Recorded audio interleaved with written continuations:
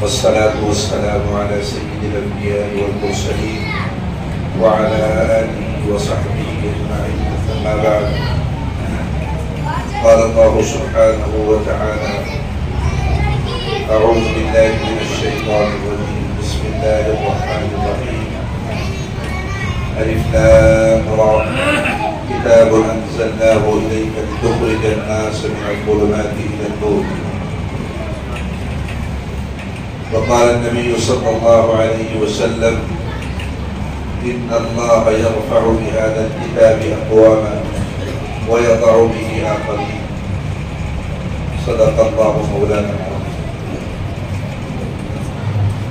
Stage پر بیٹھے ہوئے حضرات علماء کرام، عزیز طلباء، سامعین، آج کی یہ بابرکت محفل جس میں ہم اور آپ تشریف فرمائیں، یہ محفل قرآن کریم کی نسبت پر سجائی گئی، اور یہ وہ محفل ہے بظاہر افراد کے اعتبار سے، جگہ کے اعتبار سے بہت چھوٹی دکھائی دے رہی، لیکن یقین جانیے اس طرح دنیا والوں کی نگاہ میں آسمان کے ستارے چمکتے ہیں، ایسے ہی دنیا میں جہاں کہیں بھی اللہ اور اس کے رسول کے نام پر اور اللہ کی کتاب کے نام پر جو بھی محفلیں لگائی جاتی ہیں، آسمان والوں کی نگاہ میں وہ ایسی ہی چمکتی ہیں۔ میں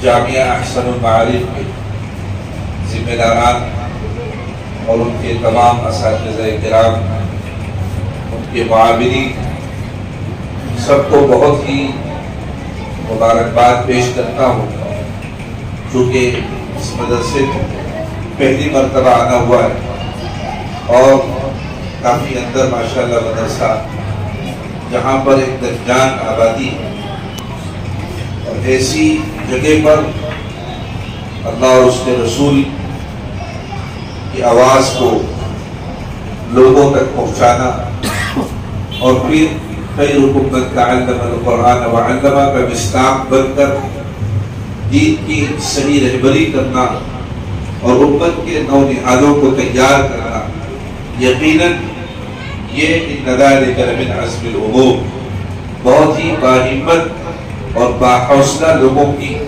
کا ایک کمال ہے، جو ان کی شان۔ اللہ تعالیٰ تمام حضرات کو جزائے خیر عطا فرمائے۔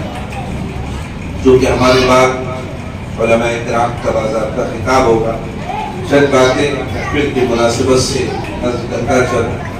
اللہ تعالیٰ نے جس کتاب سے ہمیں اور آپ کو جوڑا ہے، وہ کتاب ہے جس نے دنیا کے اندر ایک انقلاب برپا کیا، اور دنیا کی تاریخ پر اگر ہم نظر ڈالیں گے تو کامیابی اور ناکامی، عزت اور ذلت، سرخ روئی اور رسوائی، یہ تمام چیزوں کا تعلق قرآن کریم کے ساتھ وابستہ ہے، جڑا ہوا ہے۔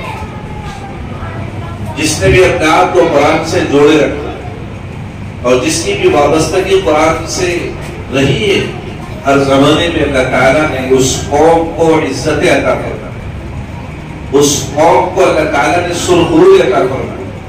اسی لیے علامہ اقبال نے کہا تھا، وہ معزز تھے زمانے میں مسلمان ہو کر، وہ معزز تھے زمانے میں مسلمان ہو کر، اور ہم خار ہوئے تاریخ قرآن۔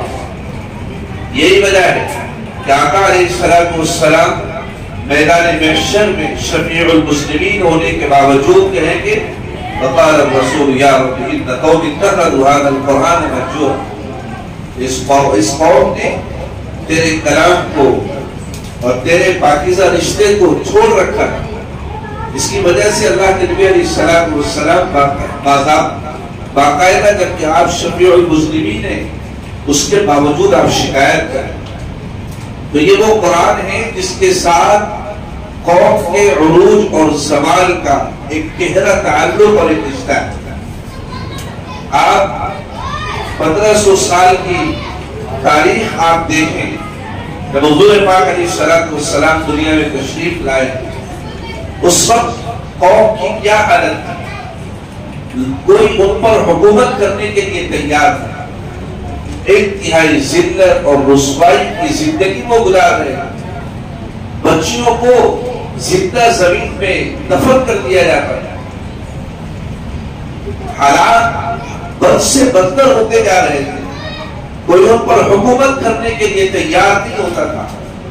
لیکن قربان جائیے آقا و مولا جناب رسول اللہ صلی اللہ علیہ وسلم پر جب اللہ تعالیٰ نے آپ کو اس علاقے میں مبعوث فرمایا اور آپ کو جو نبی بنایا گیا، آپ نے مختصر سی مدت کے اندر ایسی محنت کی ہے کہ وہ لوگ جو جان لینے والے تھے وہ آپ علیہ السلام پر جان دینے والے بنے۔ وہ کیا بات تھی؟ وہ اسی قرآن کریم کی برکت تھی اور وہ آپ ہی کی تربیت کا ایک ایسا نتیجہ تھا کہ بہت کم وقت میں 1.25 لاکھ صحابہ کرام کی جماعت تیار ہو گئی جس نے پوری دنیا کے اندر انقلاب برپا کر دیا۔ یہ وہ قرآن ہے صحیح معنی میں جو سارے انسانیت کی ہدایت اس کے اندر چھپی ہوئی۔ شہر رمضان الذی انزل فیہ القرآن ہدی للناس، ساری انسانیت کی ہدایت والی کتاب ہے۔ یہ وہ کتاب ہے جو لوگوں کو بشارتیں سناتی، بشریٰ للمحسنین بشیرا ونذیرا فأعرض أكثرهم فهم لا يسمعون۔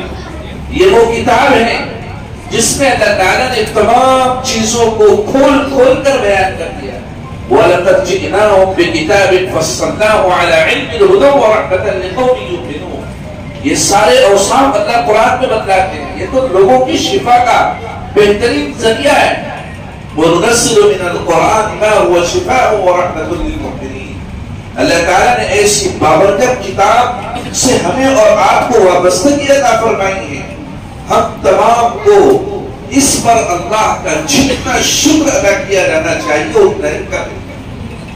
یقیناً ایسی لازوال نعمت سے اللہ تعالیٰ نے ہمیں اور آپ کو مناسبت عطا فرمائی، اور یاد رکھیں نسبتوں کی وجہ سے جو ہے چیزوں کی حقیقتیں بدل جایا کرتی ہیں، اس کے اثرات بدل جایا کرتے ہیں۔ ہمیں اور آپ کو اللہ نے ایسی کتاب سے نسبت عطا فرمائی ہے کہ جس نے پوری دنیا کے اندر انقلاب برپا کر دیا ہے۔ حضرت سالم مولا ابو حذیفہ کے نام سے آپ واقف ہوں گے۔ ملک شام کا ایک قافلہ، مدینے کا ایک قافلہ ملک شام کے اندر گئے۔ سلام ابن جبیر یہود کے ایک یہودی تھے، جب یہ وہاں پر پہنچے، بڑے بزنس مین تھے، وہاں پر پہنچے اس علاقے کے اندر تو انہوں نے اپنے تجارت کے ساز و سامان خریدے۔ واپسی پر دیکھا کہ ایک جگہ ایک نہایت کالا کلوٹا ساؤنا سا لڑکا، دھندلا پھندلا کمزور ناگر، ایک کچی عمر کا لڑکا جس کو بیچا جا رہا ہے۔ سلام ابن جبیر کے ذہن میں یہ بات آئی کہ چلو چلتے چلتے اس بچے کو بھی خرید لیتے۔ چنانچہ سلام ابن جبیر کو نے اس غلام کو خرید کیا جس کا نام سالم تھا، اور انتہائی لاغر کمزور دبلا پتلا بچہ، شکل بھی کوئی خوبصورتی والی نہیں تھی۔ چنانچہ سلام ابن جبیر اس بچے کو لے کر واپس مدینہ آئے۔ مدینہ میں آنے کے بعد منڈی گئے، منڈی میں جانے کے بعد سارے ساز و سامان کو فروخت کر دیا۔ صرف یہی سالم جو غلام تھا یہ ان کے پاس رہا، کوئی اسے خریدنے کے لیے تیار نہیں تھا، کوئی اسے لینے کے لیے تیار نہیں تھا۔ 3 دن تک اسی حال میں یہ چھوٹا سا بچہ، یہ غلام اسی مارکیٹ میں کھڑا رہا، چونکہ یہ اپنے مالک کا تابعدار تھا، مالک کی اجازت سے یہ کھڑا ہوا تھا، اس لیے اسی بھوک کے عالم میں، اسی جو ہے سخت گرمی کے عالم میں 3 دن تک یہ مسلسل ایسے ہی کھڑا رہا۔ بھوک کی بیتابی، پیاس کی بیتابی اور سخت گرمی کا موسم، حالت انتہائی پتلی ہو گئی۔ چنانچہ مدینہ کی ایک لڑکی جس کا نام شیبہ تھا، اس نے اس غلام پر ترس کھا کر اسی جو ہے سلام ابن جبیر سے خریدنے کے بعد یہ مدینہ المنورہ میں اپنے پاس اس غلام کو رکھا اور اس کی اچھی تربیت کی، اس کے ساتھ ہمدردی کی، اس کے ساتھ بھلائی کا معاملہ کیا، اس کے ساتھ حسن سلوک کا معاملہ کیا۔ پھر ایک قافلہ ملک شام سے مکہ المکرمہ واپس جا رہا تھا، اس قافلے کے اندر ایک شخص تھے جن کا نام ابو حذیفہ تھا، جو اب تک اسلام جنہوں نے قبول نہیں کیا۔ چنانچہ انہوں نے شیبہ کی بہت تعریف سنی، ایک نوجوان لڑکی رہتی ہے، بہت ہمدرد ہے، اور ان کے پاس ایک غلام ہے جس کے ساتھ بہت زیادہ اس نے ہمدردی کر رکھی ہے۔ ان کے دل میں بات آئی کہ چلو ایسی خوبصورت اور ایسی ہمدردی کرنے والی لڑکی کے پاس نکاح کا پیغام بھیج دیا جائے۔ چنانچہ نکاح کا پیغام بھیجا۔ ماں باپ نے بھی دیکھا کہ وہ حذیفہ بڑے تاجر آدمی ہیں، بڑے بزنس مین آدمی ہیں، اس آدمی جلدی ملنے والا نہیں ہے۔ چنانچہ ماں باپ نے بھی فوراً رشتے کو قبول کر لیا۔ ابو حذیفہ کی شیبہ سے شادی ہو گئی، ساتھ میں غلام سالم بھی تھا، ایک زمانے تک ساتھ میں رہے۔ شیبہ نے اچانک دل میں خیال آیا کہ سالم کو آزاد کر دینا چاہیے، اس لیے کہ محمد صلی اللہ علیہ وسلم نے ایک حدیث بیان فرمائی ہے کہ جو غلام کو آزاد کرتا ہے اللہ تعالیٰ اس کو بہت اجر و ثواب دیتے ہیں۔ اسی اجر و ثواب کی امید میں شیبہ نے غلام کو آزاد کرنے کا ارادہ کیا۔ ابو حذیفہ نے کہا کہ اس غلام کو مجھے دے دیجئے، میں اسے اپنے پاس رکھوں گا اور اس سے اپنی خدمت دیتا رہوں گا اور اس کی ضرورت بھی پورا کرتا رہوں گا۔ چنانچہ ابو حذیفہ نے اس غلام کو اپنی خدمت میں رکھ دیا۔ چند دنوں کے بعد جب یہ لوگ مدینہ سے مکہ پہنچے اور وہاں حضرت عثمان غنی رضی اللہ عنہ سے ملاقات ہوئی، ابو حذیفہ اسلام لے آئے، اور اسلام لانے کے بعد جب مکہ سے مدینے کا ہجرت کا حکم دیا گیا تو ابو حذیفہ بھی اپنے پورے گھر والوں کے ساتھ مدینہ المنورہ ہجرت کرنے تشریف۔ قبا بستی کے اندر پہنچے، وہاں پر جو مسجد بنائی گئی تھی، بات آئی کہ اس میں کسی کو امامت کے لیے رکھنا ہے۔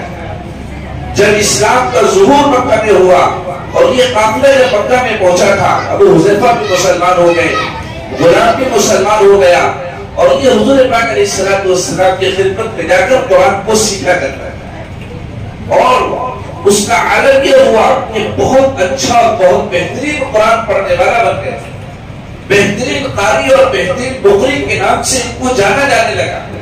جب یہ قافلہ قبا میں پہنچا اور وہاں پر بات آئی کہ اس مسجد کی امامت کسی کو سپرد کرتی ہے تو بتاؤ کس کا نام پیش کیا جانا چاہیے۔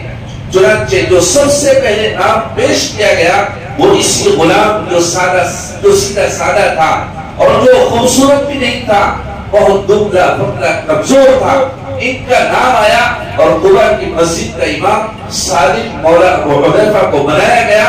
اور مقتدی کون تھا؟ حضرت عمر بن خطاب جیسا جلیل القدر صحابی اس مسجد کے امام کا مقتدی ہوا کرتا۔ تو آخر یہ سالم مولا ابو حذیفہ کو اتنا بڑا مقام اور مرتبہ کیوں ملا؟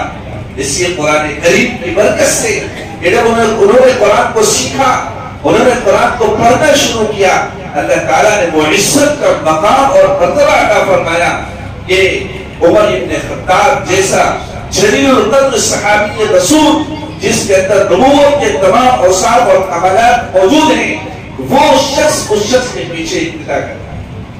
عزیز بچوں، آپ بڑے خوش نصیب ہیں کہ اللہ تعالیٰ نے آپ کو وہ کمال بخشا ہے کہ آپ نے پورے 30 پارے اپنے سینے میں محفوظ کر دیے۔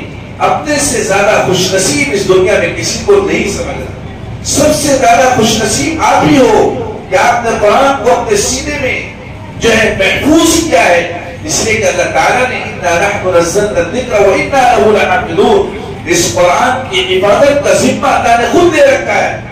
اور اللہ تعالیٰ نے جہاں قرآن کریم کے مفاہیم اور معانی کی حفاظت مفسرین کی جماعت سے کرائی ہے، اور قرآن کریم کے احکامات کی حفاظت فقہاء کی جماعت سے کرائی ہے، قرآن کریم کی مرادفات کی حفاظت اللہ تعالیٰ نے محدثین کرام کے ذریعے سے فرمائی ہے. ایسے ہی قرآن کریم کے الفاظ کی، ان کے کلمات کی حفاظت کا اللہ تعالیٰ نے جو سلسلہ وہ آپ جیسے حفاظ کرام کے ذریعے سے فرمایا. اس لیے آپ دنیا کے سب سے زیادہ خوش نصیب ہیں. اس پر جتنی خوشی منائی جائے، اس پر جتنا جشن منایا جائے اتنا ہی کریں. یہ اللہ تعالیٰ نے آپ کو اعزاز بخشا ہے، اس لیے احساس کمتری کا بالکل شکار نہ ہو. ان کے ماں باپ بھی بہت زیادہ جو ہے مبارکباد کے لائق ہیں، ان کے ذمہ دار بھی بہت زیادہ مبارکباد کے لائق ہیں. اللہ تعالیٰ نے اس مبارک رشتے سے ہم تمام کو جوڑ رکھا ہے. بس اس بات کی فکر کرنی ہے کہ قرآن کریم جو اللہ تعالیٰ نے ہمیں اور آپ کو عطا فرمایا ہے، ہم موت تک اس کے ساتھ اپنی وابستگی کو قائم رکھیں، دائم رکھیں، باقی رکھیں، اس سے جڑے رہیں اور قرآن کے پیغام کو ساری دنیا کے اندر پہنچانے کی فکر کریں، کوشش کریں. کیونکہ آج ماحول اتنا بد سے بدتر ہو رہا ہے کہ آج ہمارے ایمان، ہمارے اسلام کے اوپر ڈاکے ڈالے جا رہے ہیں.